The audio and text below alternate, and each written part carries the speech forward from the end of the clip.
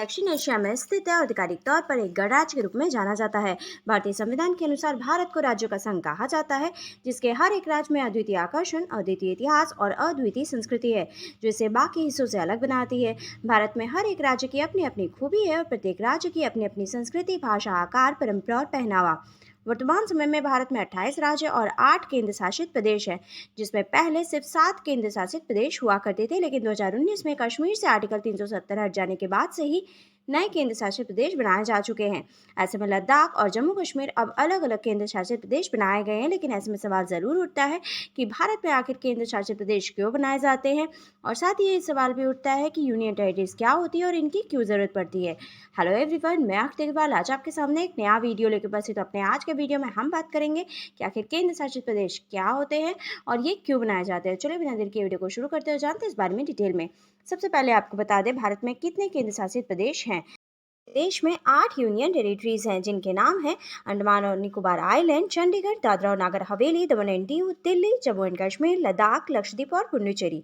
अब अगर बात करें कि यूनियन टेरिटरी क्या होती है, तो यूनियन टेरिटरी यानी कि केंद्र शासित प्रदेश एक ऐसा राज्य है जिसके ऊपर केंद्र का शासन होता है।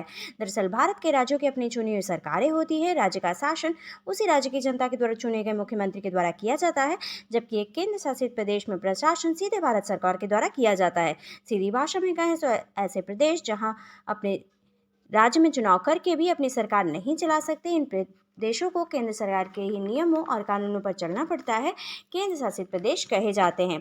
एक केंद्र शासित प्रदेश को विशेष अधिकार और दर्जा प्राप्त होता है। यहाँ के लिए प्रशासक या उपराज्यपाल को भारत के राष्ट्रपति के द्वारा ही एक प्रतिनिधि के रूप में नियुक्त किया जाता है। केंद्र शासित प्रदेशों का शासन राष्ट्रपति ही प्रशासक या उपराज्यपाल की मदद से करता है। संविधान के अनुसार केंद्र शासित प्रदेश का कोई भी काम केंद्रीय मंत्रिपरिषद की सलाह पर ही किया जाता है। इसलिए अगर संक्षेप में कहें तो केंद्र शासित प्रदेश पर शासन केंद्र सरकार का ही होता है। अब अगर बात करें कि आखिर केंद्र शासित प्रदेशों की जरूरत ही क्यों पड़ती है, तो आज़ादी के पहले भारत बहुत सारे पावर्स के द्वारा डोमिनेटेड हुआ करता था। कई सारे प्रिंसली स्टेट्स थे, कई सारे दूसरी कंट्री के द्वारा होल्ड किए गए ऐसे क्षेत्र थे जो देश पर कई सौ सालों पहले ही कब्जा कर चुके थे। जब हमारा भारत आज़ाद हुआ उस समय एक पूरा सेटल मैप इंडिया के पास था ही नहीं। इसके अलावा अगर लोकल लेवल पर भी देखें तो बहुत सारे एडमिनिस्ट्रेटिव डिवीजन हुआ करते थे, और देश को सही तरीके से चलाने के लिए एक अच्छा पॉलिटिकल मैप होना बेहद ज़रूरी था। इसलिए उस समय के जो हमारे नेता थे, उन्होंने कई सारे स्टेट्स को समझाते हुए, इंटरनल छोटे छोटे झगड़े को खत्म करते हुए उन्हें एक साथ लाने और यूनाइट करने का प्रयास किया। अब जब स्टेट्स को बनाया जा रहा था, उस टाइम पर कुछ चीज़ें थी जो ध्यान में रखी गई थी, जिनके बेसिस पर उनका फॉर्मेशन किया गया था। यहाँ पर अगर सबसे मेन रीज़न की बात करें तो लैंग्वेज को सबसे बड़ी प्रायोरिटी दी गई थी। इसके बाद कल्चर और हिस्टोरिकल बैकग्राउंड, पुराने बॉर्डर्स, किस तरीके के रिलेशन उनके अपने नेबरहुड के साथ हैं, ये सभी बातों का भी ध्यान रख के स्टेट का फॉर्मेशन किया गया था। लेकिन इसी दौरान कुछ ऐसे छोटे एरिया छूट गए जो स्टेट्स बनने के डिसीजन में फिट नहीं बैठते थे, क्योंकि वो या तो साइज में बहुत ज़्यादा छोटे थे कि इंडिपेंडेंटली एग्जिस्ट नहीं कर सकते थे, या फिर कल्चरली और हिस्टोरिकली अपने पास वाले रीजन से इतने ज़्यादा डिफरेंट थे कि स्टेट्स का भाग बनाए नहीं जा सकते थे, और आंतरिक झगड़े ना हो इसलिए उन्हें इंडिपेंडेंट ही छोड़ दिया गया।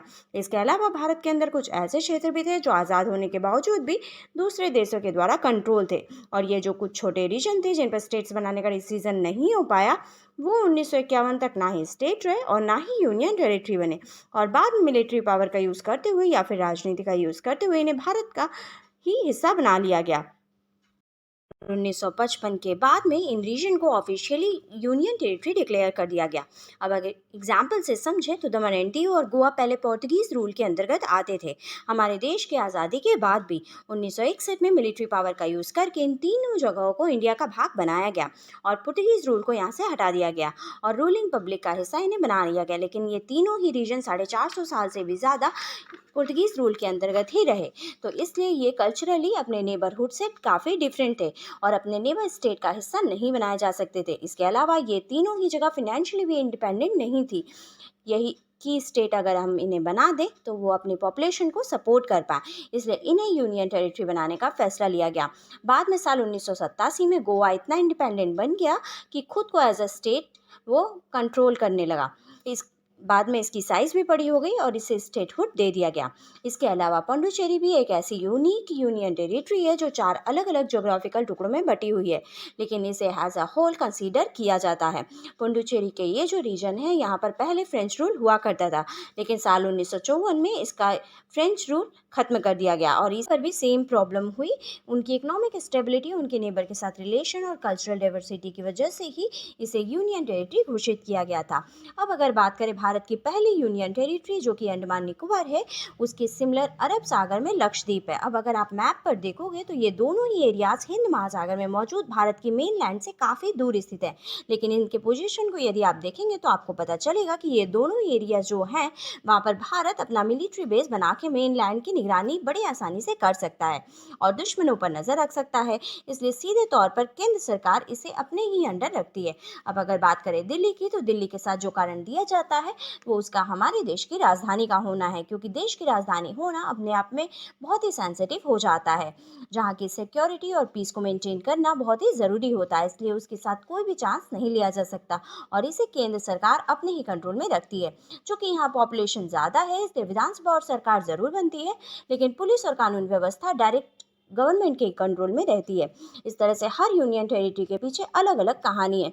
ऑलमोस्ट हर यूनियन टेरिटरी को अलग अलग रीज़न की वजह से ही यूनियन टेरिटरी बनाया गया है और सबकी अपनी इतिहास है। संक्षेप में कहें तो यूनियन टेरिटरी में प्रेसिडेंट रूल होता है। कॉन्स्टिट्यूशन का आर्टिकल 239A प्रेसिडेंट को अलाउ करता है कि वो यूनियन टेरिटरी के ऊपर डिसीजन ले सकता है। हर यूनियन टेरिटरी का एक लेफ्टिनेंट गवर्नर होता है जिसे LG कहा जाता है। ये LG प्रेसिडेंट ऑफ इंडिया के ही रिप्रेजेंटेटिव होते हैं।